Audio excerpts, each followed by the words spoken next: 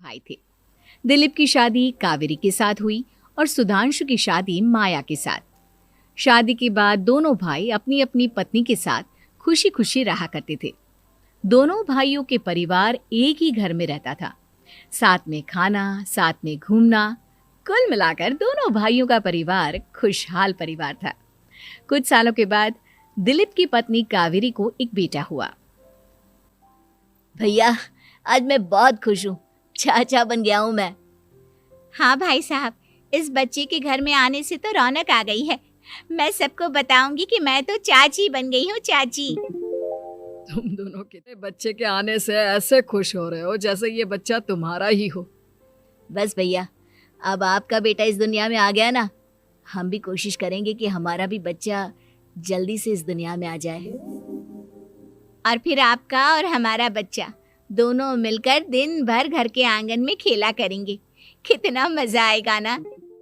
मैं भी उसी दिन का इंतजार कर रही हूँ जब तुम्हारी भी गोद भर जाएगी और मेरे बेटे को एक छोटा भाई या बहन मिल जाएगी। 1 साल बीत जाता है। दिलीप और कावेरी का बेटा अब 1 साल का हो चुका था, लेकिन सुधांशु और माया की कोई औलाद नहीं होती। माया, लगता है कि हमारी जिंदगी में बच्चे का सुख ही नहीं है। ऐसा क्यों कहते हैं? दिलीप भाई साहब का बेटा भी तो हमारा ही बेटा है ना। तुम्हारी बात बिल्कुल ठीक है माया, लेकिन फिर भी हमारा खुद तो कितना अच्छा होता। हाँ, कावेरी भाभी भी हमेशा कहती है उन्हें अपने बेटे के लिए एक छोटा भाई या बहन चाहिए। लेकिन देखिए ना, हमारी तो किस्मत ही कितनी खराब है। हमारे तो सारे ट्रीटमेंट भी फेल हो चुके हैं। डॉक्टर ने भी साफ साफ कह दिया है कि तुम कभी माँ नहीं बन सकती। वही तो सुधांशु, बहुत बुरी। हम अपनी किस्मत को इतना क्यों कोस रहे हैं? हम दिलीप भाई साहब के बेटे को अपने बेटे की तरह ही प्यार कर सकते हैं ना। हाँ जी, बिल्कुल सच कहा। मैं भी वैसा कर सकती हूँ। चाची हूँ, उसे छोटी माँ का प्यार नहीं दूंगी क्या? कुछ दिनों के बाद दिलीप का एक दोस्त दिलीप से मिलने के लिए आता है। अरे क्या बात है दिलीप, बधाई हो बधाई। और घर तो काफी बड़ा है तुम्हारा। वैसे तुमने अपने बेटे के बारे में क्या सोचा है? और क्या सोचेंगे, बस उसे पढ़ा लिखा कर अफसर बनाएंगे, उसकी पढ़ाई पर खर्च करेंगे। अरे भाभी, आपकी तो इतनी सारी प्रॉपर्टी है, आपको किस बात की चिंता? ले देकर एक बेटा ही तो है। अरे नहीं दोस्त, तुम गलत समझ रहे हो। इस घर में मैं और मेरा छोटा भाई दोनों रहते हैं। इस घर का आधा हिस्सा मेरे छोटे भाई का है। अच्छा, कितने बच्चे हैं तुम्हारे छोटे भाई के? भैया, उनके साथ ना कुछ प्रॉब्लम है। मेरी देवरानी कभी माँ नहीं बन सकती। अरे फिर किस बात की चिंता? अरे मैं तो कहता हूँ अपने बेटे के भविष्य के बारे में सोचिए ही मत। बस ये घर उसके नाम करवा दीजिए। देखिए, आपके भाई का भी कोई बच्चा नहीं है तो सब कुछ आपके बेटे को ही मिलना चाहिए। करना क्या सही होगा? अगर उनका बच्चा नहीं है तो क्या हुआ? ये घर आधा उनका है, उनकी जो मर्जी है वो करें। अरे कैसी बात करते हो? उनकी कोई औलाद नहीं है, वो क्या करेंगे प्रॉपर्टी अपने नाम रखकर? हाँ, वैसे भाई साहब आपकी बात तो बिल्कुल सही है। अब जो कुछ भी है वो हमारे बेटे का ही तो है। आखिर वही तो इस घर के वंश को आगे बढ़ाएगा। मैं कल ही देवर जी से बात करती हूँ। अगले दिन सुधांशु और माया, इधर आओ। तुम दोनों से बहुत जरूरी बात करनी है मुझे। बताइए ना भाभी, क्या बात है? आप अपने बेटे को मेरे पास छोड़कर जाइए, मैं ही पूरा दिन रख लूंगी उसे। अरे नहीं माया, वो तो मुझे पता है। मैं किसी और चीज के बारे में बात करना चाहती हूँ। बताइए ना भाभी, क्या बात है? देखिए देवर जी, आपका कोई बच्चा है नहीं, लेकिन मैं जानती हूँ कि आप हमारे बेटे को अपने बेटे की तरह ही प्यार करते हैं। भाभी, बेटी की तरह नहीं, वो हमारा ही बेटा है। मेरे लिए तो वो मेरा ही बच्चा है। वही तो फिर क्यों ना ये सारी प्रॉपर्टी हम मेरे बेटे के नाम करवा दें? क्योंकि तुम्हारा हो या मेरा, हम सबका एक ही तो है बेटा। लेकिन भाभी, अभी तो वो सिर्फ 1 साल का है। अभी से प्रॉपर्टी उसके नाम करवाने का क्या मतलब है? हम जितना जल्दी हो जाए ना उतना अच्छा। आने वाले वक्त का क्या भरोसा? भाभी, भरोसा क्यों नहीं, हम तो हमेशा आपके बेटे को माँ बाप की तरह ही प्यार करेंगे। हाँ, लेकिन फिर भी मैं चाहती हूँ कि ये सारी प्रॉपर्टी मेरे बेटे के नाम हो जाए। अब मुझे नहीं लगता तुम दोनों को इसमें कोई भी परेशानी होगी, है ना?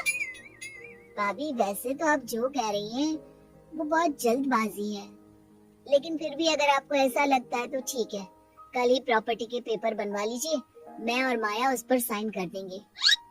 इस तरह से अगले दिन प्रॉपर्टी के पेपर बनवाकर सारी प्रॉपर्टी दिलीप और कावेरी के बेटे के नाम पर करवा दी जाती है। कुछ दिनों के बाद सुधांशु, सुबह सुबह ये कौन लोग आ गए हैं तुम्हारे घर पर?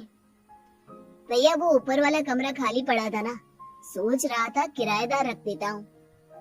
लेकिन किराएदार रखने से पहले आपने हमसे पूछा भी नहीं। भाभी इसमें आपसे पूछने वाली क्या बात थी?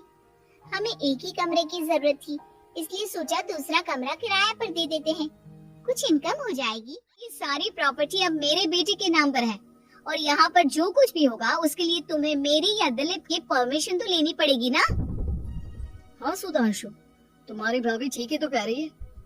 अब देखो, तुमने खुद अपने हाथों से ये प्रॉपर्टी हमारे बेटे के नाम की है, वह अभी बहुत छोटा है, तो इस घर से रिलेटेड सारे फैसले तुम्हें हमसे पूछ कर लेने चाहिए। भाभी हमें तो लगा था कि आप हम लोगों से बहुत प्यार करती हैं, लेकिन आप तो हमारे साथ भेदभाव करने लगी। अरे इसमें भेदभाव करने वाली क्या बात है? और मैंने कौन सा तुमसे कुछ गलत मांग लिया? अरे ले देकर मेरा बेटा इकलौता इस पूरे वंश का वारिस है, सब कुछ उसके नाम है। तुम्हें इस बात से जलन क्यों हो रही है? भाभी माया को जलन नहीं हो रही, वो तो बस ऐसे ही कह रही थी। सब जानती हूँ मैं, इसकी खुद की तो कोई औलाद पैदा नहीं हुई, बस इसीलिए जब देखो तब मेरे बेटे पर बुरी नजर डालती रहती है। देखो माया, कावेरी तुमसे बड़ी है, वो जैसा कहती है वैसा करो। और वैसे भी इस घर पर अब तुम लोगों को तो हम लोगों की भलाई समझो, जो तुम्हें अभी तक यहाँ रहने दिया है। भैया आप इतने कैसे बदल गए? इस प्रॉपर्टी ने आपके दिल से हमारे लिए प्यार पूरी तरह खत्म कर दिया है क्या? इसी तरह वक्त बीतता जाता है और देखते देखते दिलीप और कावेरी का बेटा प्रणव 25 साल का हो जाता है और उसकी नौकरी लग जाती है। पापा आज मेरा अपॉइंटमेंट लेटर आ गया है, मैंने सिंगापुर में जॉब ज्वाइन कर ली है। लेकिन प्रणव, विदेश में नौकरी करने जाने से पहले तुम्हें कम से कम अपने मम्मी पापा से एक बार पूछना चाहिए था ना।